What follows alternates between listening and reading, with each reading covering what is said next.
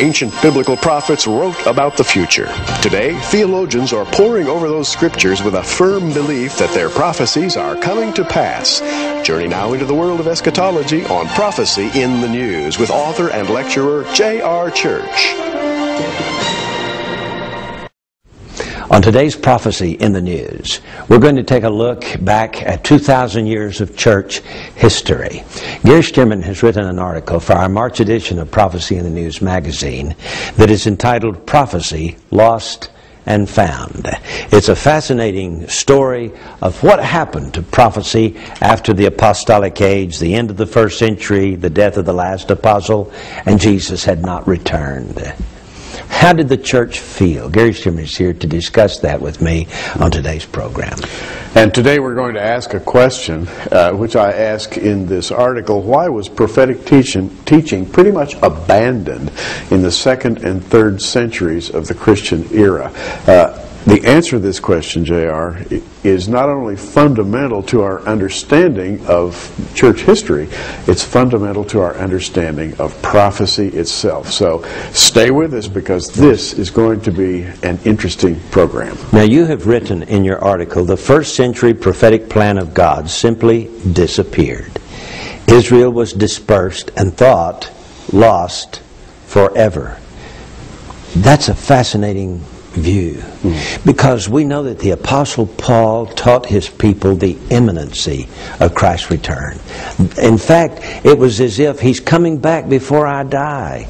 You know, I have a lot of people tell me today, I'm convinced that I'll be alive for the rapture. Well, the Apostle Paul was convinced that he would be alive for the rapture. Yes. In fact, the people in Thessalonica, and the church at Thessalonica, that is, were really frustrated because some of them were dying.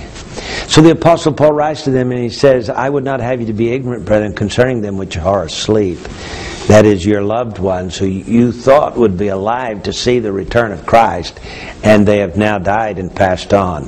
He said, I want you to understand this. This is from the word of the Lord himself. For the Lord himself shall descend from heaven with a shout, with the voice of the archangel, and with the trumpet of God, and the dead will be raised incorruptible, you know. And he said, then we which are alive and remain shall be caught up together with them in the clouds to meet the Lord in the air. Gary, he believed sincerely that he was coming back before the end of the first century. That's right. And to the Thessalonians, Paul wrote these words, 1 Thessalonians chapter 1, verses 8 through 10. He compliments these people of Thessalonica. For from you sounded out the word of the Lord, not only in Macedonia and Achaia, but also in every place your faith to Godward is spread abroad, so that we need not speak anything. These people were evangelistic. For they themselves show us what manner of entering in we had unto you, and how you turned to God from idols, to serve the living and true God. And, this is key right here, to wait for his Son from heaven, whom he raised from the dead, even Jesus, which delivered us from the wrath to come. J.R., these people are living in the middle of the first century. Yes. And he tells them, your job is to evangelize. It is to wait for the Son from heaven prior to the coming wrath. Isn't that amazing? It is. Now, you got to understand that this was the first New Testament book ever written. 1 Thessalonians was written before Matthew. Yes. Before Mark, before Luke, before the book of Acts. It was the first book written as early as perhaps AD 51. And already these people were saying, what about my cousin, my dad, my mom, my brother, my sister? They're dead. They died yesterday. What are we going to do? And the Apostle Paul says, here's the word from the Lord. He's coming. He's coming with a shout. Mm-hmm. He's going to raise the dead. So not to worry. And then, Gary, when he says that those people waited for his Son from heaven,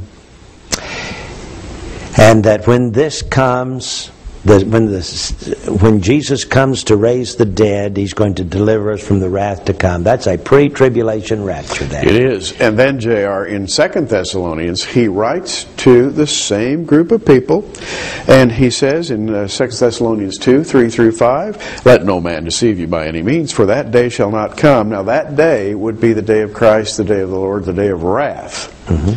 Meaning you'll be delivered out before that day. "That day shall not come except there come a falling away first, and that man of sin be revealed, the son of perdition, who opposeth and exalteth himself above all that is called God, or that is worshipped, so that he as God sitteth in the temple of God, showing himself that he is God." Now, J.R., the temple was still in full operation at this time. Absolutely. That's very important to bring out here. Yeah. Well, what this means is that the people receiving this letter could talk to each other in the next church meeting, and they would say, "Look at this letter Paul has written us. The temple over in Jerusalem, we know it's being occupied by people who are not necessarily the moral and ethical people that they should be." And it would be just a hop, skip, and a jump until one of those people stood up and declared himself to be God. It could happen any day. Well, Gary, James was over there in that temple praying every day. That's right. On his knees, till his knees were so callous they called them like camel's knees. And so these people were convinced that the Antichrist was going to come in their day. Yes. And when the temple was destroyed in AD 70, don't you know, it crushed the Christians. It just destroyed their hope. How can the Antichrist come, and why hasn't Jesus come back? There had to be some doubt spring up there. John stayed around for another 30 years to assure them that Jesus was coming. And yet, you know, there's something happened to that early church after the destruction of the temple in Jerusalem that just sort of put a crimp in the style of the prophetic teachings.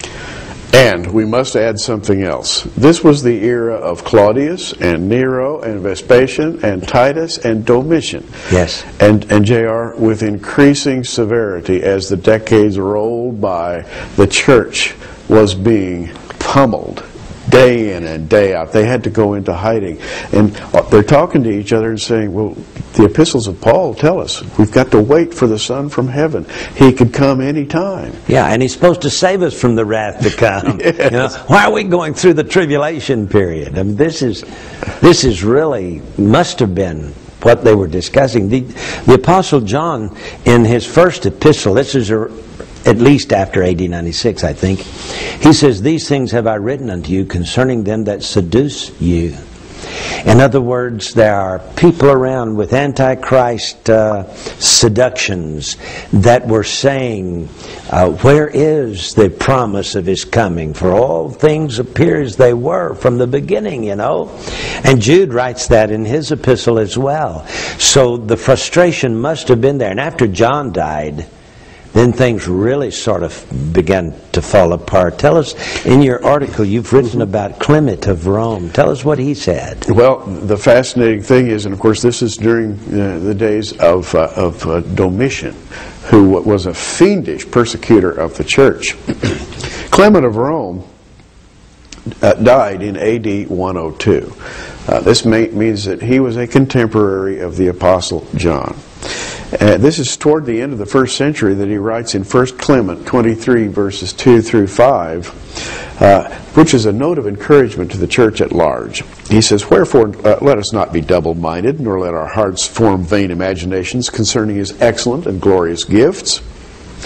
Let not that scripture be applicable unto us, which saith, Wretched are the double-minded, even they that have doubt in their heart, and say, We have heard these things in the time of our fathers, and lo, we have grown old, and none of them hath happened unto us." Ooh, he's writing to a group of disgruntled, disappointed doubters who are saying, we've grown old and none of these prophecies have come true. He is addressing a frustration.